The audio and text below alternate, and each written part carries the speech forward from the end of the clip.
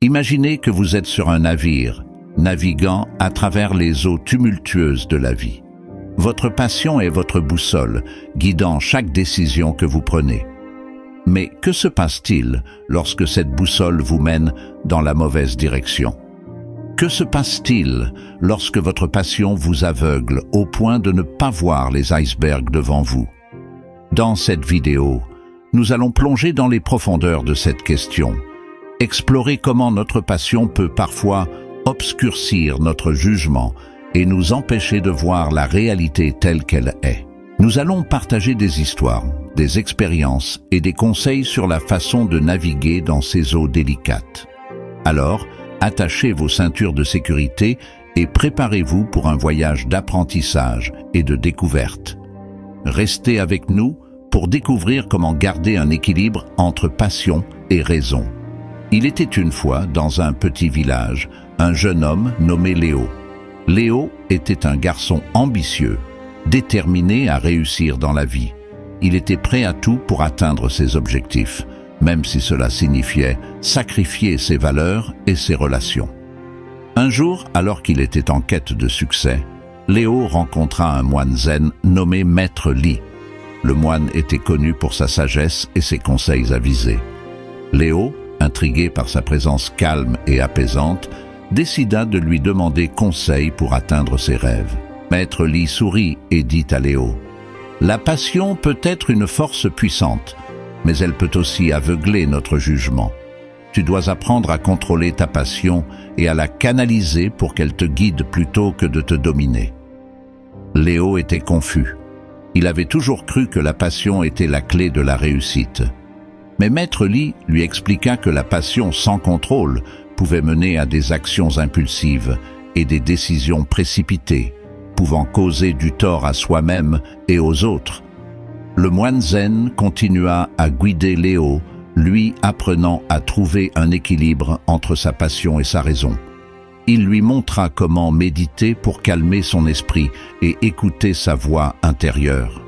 Léo commença à comprendre que la véritable réussite ne se mesurait pas seulement en termes de réussite matérielle, mais aussi en termes de paix intérieure et de bonheur.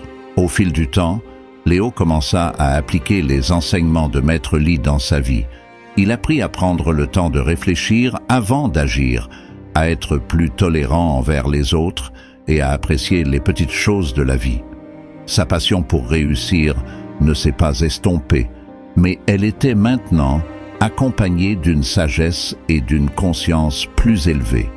Finalement, Léo atteignit ses objectifs et réussit dans ses entreprises, mais il réalisa que le véritable succès était d'avoir trouvé un équilibre entre sa passion et sa raison, et d'avoir le bonheur et la paix intérieure qui en découlent. Il remercia Maître Li pour ses précieux enseignements et continua à suivre ses conseils tout au long de sa vie. Léo comprit que la passion ne devait pas être aveugle, mais qu'elle devait être guidée par la sagesse et la raison pour atteindre une véritable réussite dans la vie. Comment éviter de se laisser emporter par la passion et garder un esprit critique? Voici mes 3 conseils. Premier conseil: faites la différence entre la passion et l'obsession.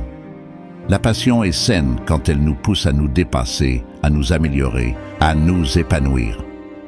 L'obsession est malsaine quand elle nous fait négliger les autres aspects de notre vie, comme notre santé, notre famille, nos amis, notre travail.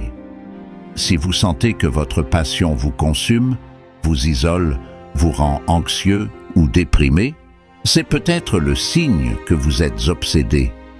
Dans ce cas, il faut prendre du recul, se fixer des limites, se diversifier les centres d'intérêt. Deuxième conseil, soyez ouverts au feedback. La passion peut nous rendre sourds aux critiques, aux conseils, aux opinions des autres. On peut penser qu'on a toujours raison, qu'on sait mieux que les autres, qu'on n'a pas besoin d'aide. Mais c'est une erreur. Il faut savoir écouter les feedbacks, qu'ils soient positifs ou négatifs, qu'ils viennent de nos proches, de nos collègues, de nos mentors ou même de nos concurrents. Les feedbacks sont une source d'apprentissage, de remise en question, de progrès. Ils nous permettent de voir nos forces et nos faiblesses, de corriger nos erreurs, de nous adapter aux situations. Enfin, le troisième conseil, faites preuve de réalisme. La passion peut nous faire rêver, nous donner de l'espoir, nous inspirer. Mais elle peut aussi nous faire perdre le sens des réalités, nous faire prendre des décisions irréfléchies, nous exposer à des dangers.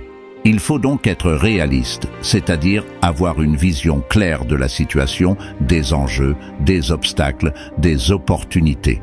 Il faut se fixer des objectifs SMART, c'est-à-dire spécifiques, mesurables, atteignables, réalistes et temporels. Il faut aussi se préparer aux éventualités, anticiper les problèmes, avoir un plan B. Voilà, j'espère que cette vidéo vous a été utile. Si vous avez aimé cette vidéo, n'hésitez pas à la liker, à la partager, à vous abonner à ma chaîne. Et vous, comment gérez-vous votre passion? Quels sont vos conseils pour ne pas vous laisser aveugler par elle? Laissez-moi vos commentaires ci-dessous. Je vous dis à bientôt pour une prochaine vidéo. Ciao!